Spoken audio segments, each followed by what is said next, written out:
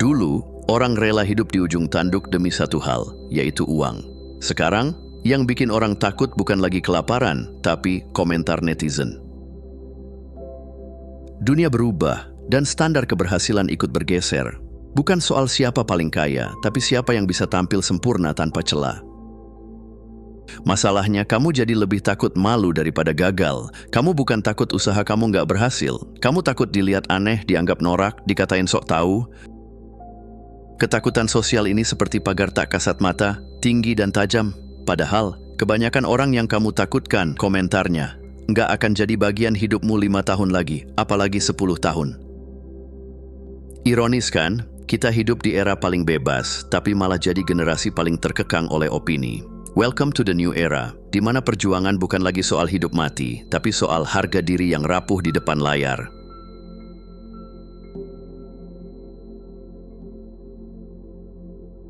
Sejak kecil, kamu udah diprogram buat lebih mikirin bagaimana kamu terlihat, bukan bagaimana kamu mencoba. Jangan ngomong keras karena nggak sopan. Jangan berdiri terlalu tegap karena kesannya sok. Akhirnya, kamu tumbuh jadi ahli menjaga penampilan, tapi minder buat melangkah.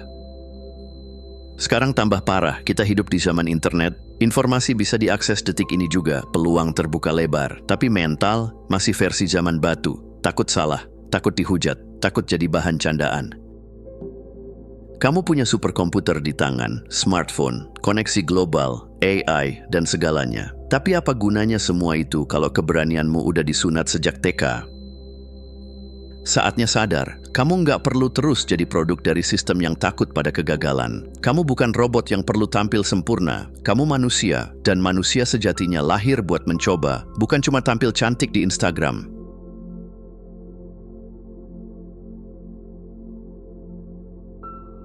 Lucu sih, hari ini banyak anak muda umur belasan yang udah bisa pensiunkan orang tuanya. Sementara pria dewasa yang udah kenyang pengalaman, masih takut mulai, masih sibuk nunggu waktu yang tepat, padahal kalender terus jalan. So ini bukan soal siapa lebih jago, tapi soal siapa yang berani jalan duluan. Kadang kenyataan pahitnya bukan karena kamu nggak mampu, tapi karena kamu terlalu sibuk mikir risiko, sampai lupa cara maju. Bayangin kalau leluhur kita yang nanjak gunung, nyebrang lautan, lawan harimau pakai tombak, ngeliat kita sekarang. Duduk di kursi empuk, internet stabil, peluang segunung, tapi diam. Mereka mungkin bakal geleng-geleng kepala sambil mikir, serius nih, ini hasil perjuangan kita. Dan kalau itu belum cukup menampar, coba tanya ke diri sendiri. Kalau anak umur 17 tahun bisa berani gagal, kenapa kamu yang udah hidup puluhan tahun malah takut?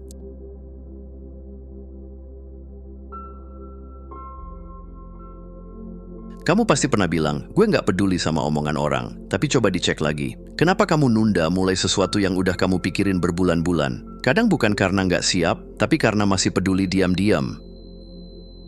Ilusi nggak peduli ini kayak tameng palsu. Dipakai supaya kelihatan kuat, padahal dalamnya masih ciut. Kita pura-pura cuek, tapi hati tetap sibuk ngebaca reaksi orang. Kejujuran brutal itu menyakitkan, tapi juga menyelamatkan.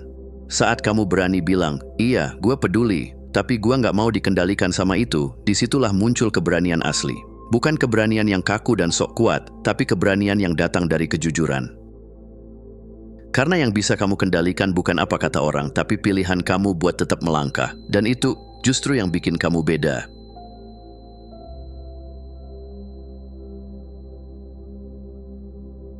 Bayangin diri kamu umur 90 tahun. Udah nggak bisa naik tangga tanpa ngos-ngosan. Gigi tinggal sedikit. Tulang bunyi tiap bangun dari kursi. Dan di titik itu, kamu duduk diam, memutar ulang hidupmu. Kamu bakal nyesel sama hal-hal yang dulu kamu anggap nggak penting, tapi ternyata jadi penentu. Kamu bakal pengen balik ke momen sekarang, yang penuh tenaga, semangat, dan kesempatan, dan bilang, jangan buang waktu buat takut. Teknik ini sederhana tapi nendang. Sebelum ambil keputusan, tanya ke diri kamu yang umur 90. Kalau gue nggak lakuin ini sekarang, apa gue bakal nyesel nanti? Kalau jawabannya iya, langsung gas. Perspektif kayak gini bikin kamu lebih jernih, bukan impulsif tapi berani. Bukan asal nekat, tapi sadar waktu. Karena hidup bukan tentang menyenangkan semua orang, tapi tentang bisa tersenyum sendiri saat lihat ke belakang.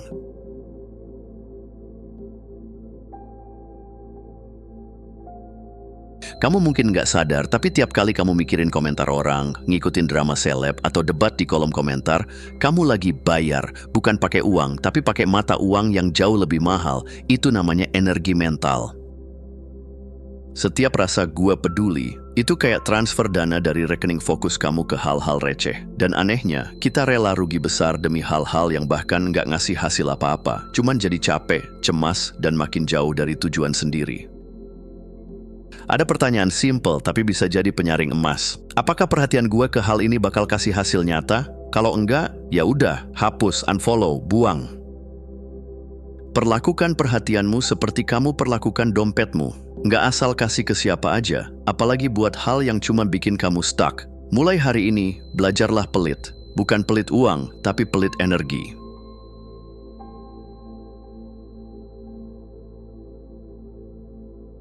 Dalam hidup, nggak semua hal pantas dapat tempat di pikiran kamu. Tapi anehnya, kita sering kasih panggung ke hal-hal yang sebenarnya cuma noise.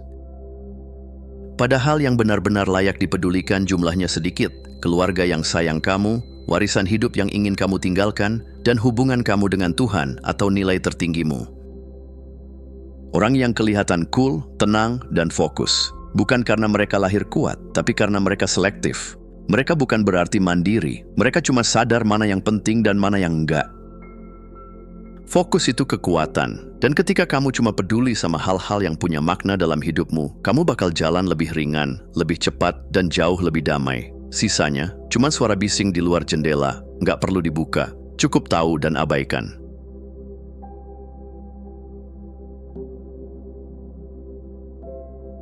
Begitu kamu berhenti peduli sama hal-hal yang nggak penting, rasanya kayak lepasin beban 50 kilo yang udah kamu bawa tanpa sadar. Tiba-tiba pikiran kamu jadi ringan, langkahmu lebih tenang, dan hati terasa luas. Detachment bukan berarti kamu jadi orang dingin atau nggak punya empati. Justru sebaliknya, itu artinya kamu hidup dengan arah. Kamu tahu mana yang layak dirangkul, mana yang harus dilepas. Dan hebatnya, energi yang tenang dan fokus itu menular. Orang lain bakal ngerasa kamu beda, walau kamu nggak ngomong apa-apa.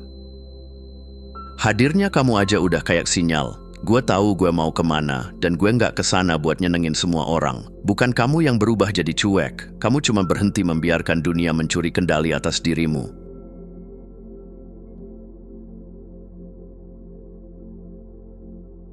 Kamu nggak kekurangan mimpi, nggak kekurangan ide, bahkan nggak kekurangan peluang. Yang sering habis duluan itu keberanian.